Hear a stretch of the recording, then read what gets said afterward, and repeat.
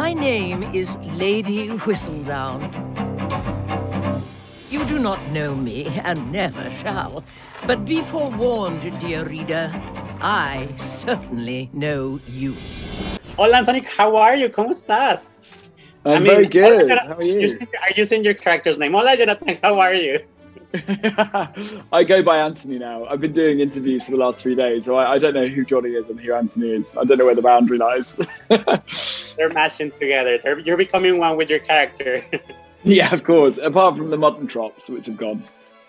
It's a great look. I was wondering, I was watching the show and I was like, maybe I should do my beard like that. Maybe like you know what? It worked wonders because I grew them properly in my social life. I tell you what, when I was on the dance floor, people were like, so yeah, what's your vibe? Are you like a hillbilly? Are you kind of like, are you a cowboy?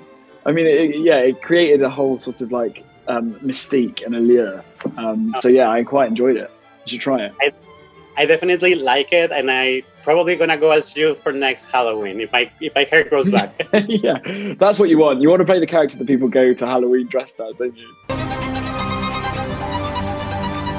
Let it be known, if there's a scandal, I shall uncover it. Speaking of bringing things back, the show takes place in the 1800s. What would you bring back from that era to modern times? Very good question. I think like the idea of just like jumping on a horse and just going for a little trot around Hyde Park. I think that's a really cool and quite a chic way of traveling. Now we have Boris bikes and we have jump bikes, and I think horses have slightly more personality than bikes. Sounds exciting and dangerous.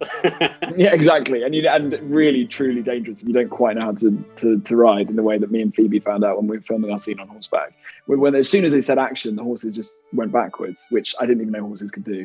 So I felt like I was an Olympian doing dressage. Oh, that sounds pretty cool, and it's scary at the same time. Yeah, holding on for dear life. The time has come for the social season. Tighter! She to breathe, Mama! We know Shonda and Chris because of Grey's Anatomy and because of Scandal. How was working with them and doing the show with them?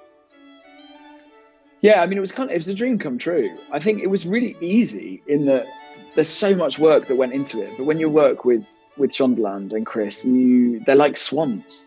They're so elegant and easy and a very oiled machine, and they know what they're doing. They know how to tell the stories. They know how to trust their storytelling, and they know how to make things relevant and make an audience feel seen in the representation within the show.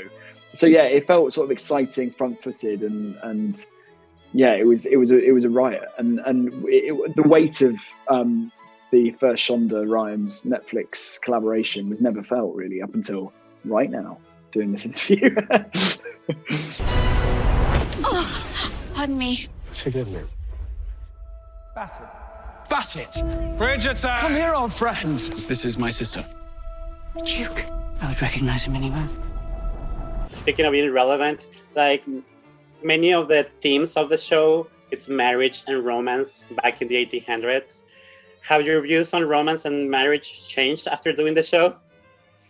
Good question. I think romance, I don't think I'll ever waver away from. I think it's one of the most important things, and I think love is the thing that keeps us going. Marriage, yeah, I've got questions about marriage. I think how lucky we are now to be in a society where the majority of us, especially in the West, can love who we want, when we want. And we don't need necessarily marriage to give us self-esteem in our union.